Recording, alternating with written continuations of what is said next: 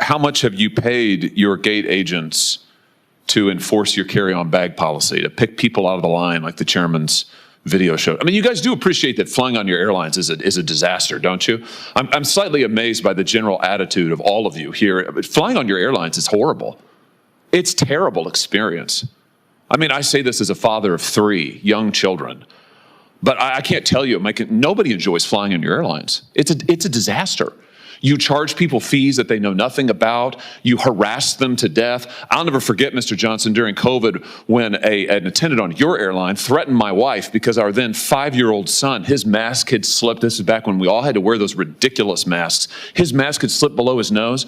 This flight attendant came up to my wife and said, if she didn't keep that mask over his nose at all points on this 4-hour flight, she would personally see that my wife was banned from flying. This has happened over and over to families. It's terrible. It's absolutely terrible. And your attitude here today seems to be, well, devil may care. There's nothing we can do about it. Well, I think we are going to do something about it. So how much have you paid people to pull out customers who are in line with a bag that's 2 centimeters too big, Mr. Schroeder? Well, we recognize this is a hard job, and so therefore we incentivize them to do that. How much? It's $10 per bag. Wow. $10 per bag. And I think, Mr. Klein, you and Mr. Schroeder, your airlines cumulatively have spent $26 million paying gate agents between 2022 and 2023 to catch passengers whose bags are a little bit too big. $26 million. Flying used to be a luxurious experience, but today, it's more like navigating a minefield of hidden fees and unpredictable rules. Recently, in a Senate hearing, Senator Josh Hawley took aim at airline executives, exposing practices that many of us suspected but had no proof of. Let's dive into it. Senator Hawley. Thank you very much, Mr. Chairman. Can we just come back to this bounty issue, Mr. Schroeder, Mr. Klein?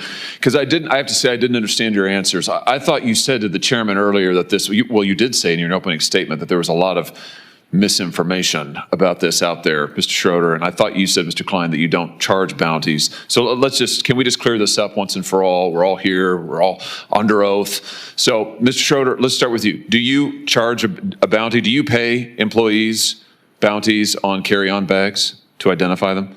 Well, that's a yes or no. I wouldn't characterize it as a bounty. Do you charge them, do you pay your employees a fee? Do you incentivize them to go pick out bags from people getting on planes and kick them off the flight? Just yes or no? We charge them an incentive. Okay, that's a yes. Mr. Klein. We do not, Senator Hawley. You don't pay your employees to do that? We have previously, sir, but we actually suspended that on September 30th of this year. And now in order to be able to treat all of our guests fairly and equitably, we've actually just put more staff and supervisors out at the gate area. And they're the ones that are still making sure that everyone's treated fairly and equitably, which is the point behind these kinds of programs. But we have removed that program as of September 30th. Oh, interesting. So let's come back to you, though, Mr. Schroeder. So how much have you paid your gate agents to enforce your carry-on bag policy, to pick people out of the line like the chairman's video showed? I mean, you guys do appreciate that flying on your airlines is a disaster, don't you? I'm slightly amazed by the general attitude of all of you here. Flying on your airlines is horrible. It's a terrible experience. I mean, I say this as a father of 3 young children, but I can't tell you, nobody enjoys flying on your airlines. It's a disaster.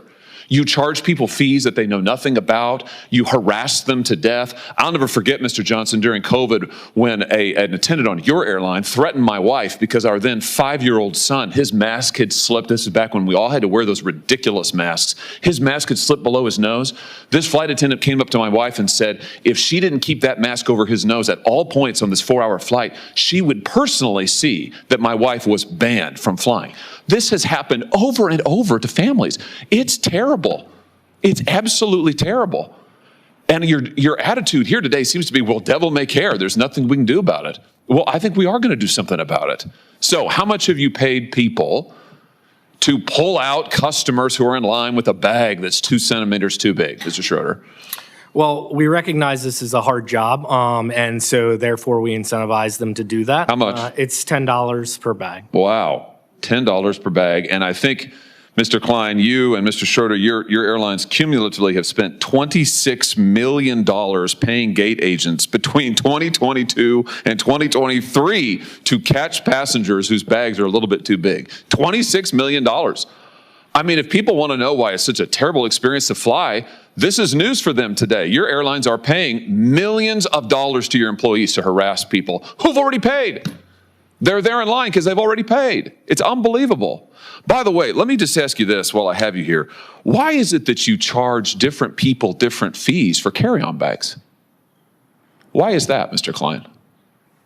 Why isn't it just a flat fee? Why is it that I might get charged one fee, but my wife might get charged a different fee? Why is that?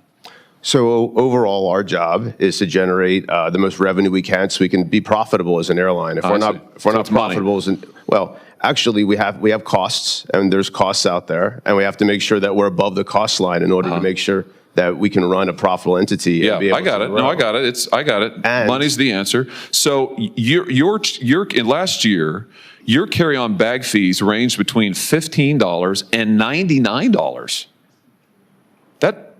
That's extraordinary. One person might pay 15, somebody else might pay 99. How do you determine it? Is it based on personal characteristics? It's you charge never women more? It's never based on personal characteristics. You charge minors more? We do not, sir. What, just people who are suckers? I mean, how do you do it? Well, there is a cost to carry any kind of bag. Yeah, but why do you charge some people more? I understand the cost, and you made clear money's your bottom line. I get that, but why is it that you're charging some people what, triple, quadruple the amount? Well, the length of the flight should matter in this as well. So yeah, but that's not the data. The data shows is we're talking about the same people on the same flight might get charged radically different prices for a one carry-on bag. You do the same thing for check bags. Why is that? Right. So just for the record, the $99 charge has been reduced to $79 as a maximum. And what ends up happening here is we want to make sure that we can get the best price to the best people at the right time. The best people? Who would they be? Sorry, let me rephrase. The right price. Are those the people who, what? I mean, no, explain it to me. I'm interested. Who are the best people? Well, that was the misstatement, sir. What we're trying to do is get the right price at the right time. And what that also means is making sure that if someone's on a flight that's now filling up, and we have a lot of, as we talked about, unbundled pricing. And they get screwed? So like if you have the misfortune of having to book your flight at the end because maybe something's been canceled, then you're going to get screwed? Is that what you're telling me? You're not one of the best people. Are you referencing just fares I'm just responding to your testimony. I'm listening to you, and you just said as a flight's filling up, you're going to get charged more. Not always. Sometimes you'll get charged less. Exactly. Right. Sometimes. Right. But you'll never know, right? That's the beauty of it. It's like Russian roulette. Flying on the airline is, I would disagree, you have no idea in the world. I would disagree. Wait, no idea. You just said it. It's very transparent. We'll have it. Listen, there'll be a transcript generated, and I'll send it to you with a bow on it. You can read your own testimony just now. You have no idea what the fee is going to be ever. Mr. Schroeder, what about you? Your airline charges, sometimes it's $0 for a bag checked. Sometimes it's $99 for a bag checked. On a that's carry-on. Carry-on. For check bag, it could go from $0 to $138. Who knows what it's going to be? Why do you vary it so much? Is that fair to the consumer?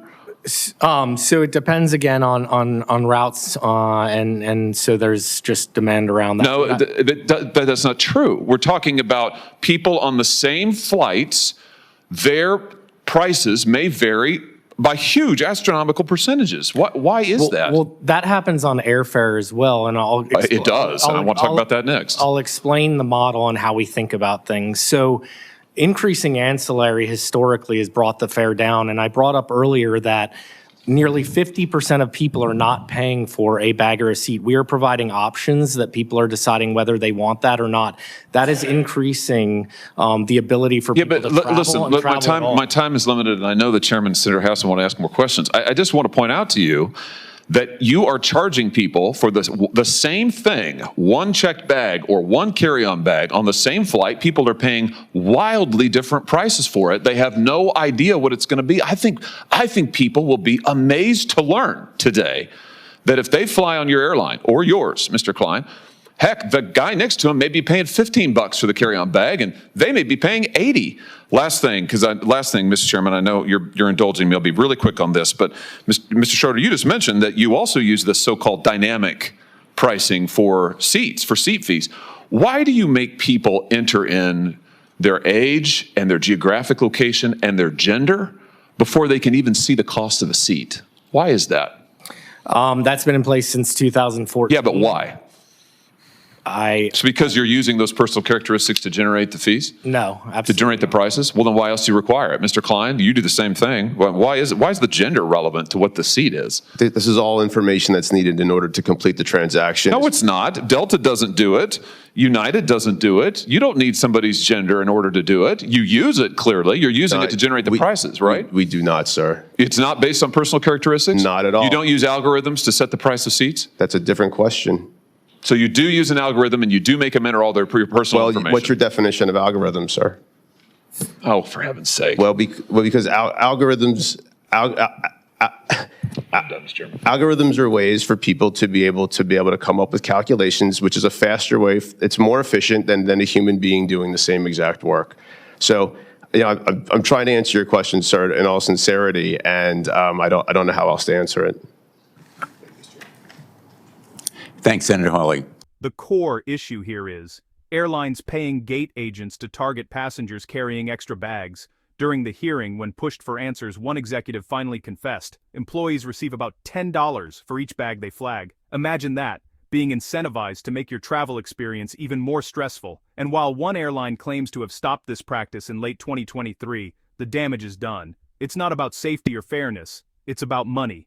Between 2022 and 2023, airlines shelled out around $26 million to gate agents for enforcing these rules.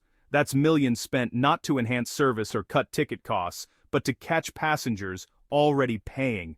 No wonder boarding feels like a battlefield. Passengers aren't treated like customers anymore. They're targets. If this kind of breakdown matters to you, hit the subscribe button right now so you don't miss what comes next.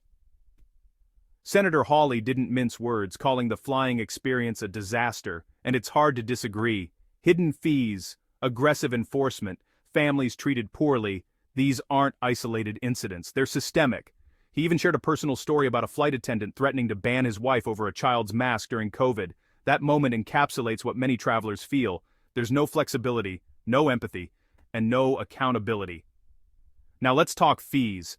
Executives admitted that carry-on bag prices could range from 15s to 99s, even on similar flights. Imagine two people sitting side by side paying incredibly different prices for the same bag. Why? To maximize revenue, of course. Airlines employ dynamic or unbundled pricing, meaning costs change constantly based on timing, demand, and algorithms. Passengers never really know what they'll be charged until it's too late. And here's the most unsettling part. Senator Hawley questioned why airlines need personal information, like age and gender, before showing seat prices. Executives denied using personal traits to set prices, yet admitted algorithms are involved. The result? A system shrouded in secrecy. Prices seem random, unfair, and utterly unpredictable, leaving consumers at a constant disadvantage. This hearing pulls back the curtain on how modern airlines operate. Incentives to target passengers, millions spent policing bags, unpredictable fees, and opaque algorithms. It all adds up to one thing: a flying experience that feels rigged against the consumer. The big takeaway is simple. People aren't imagining it. Flying really has changed, and not for the better. After this hearing, a lot more passengers finally understand why.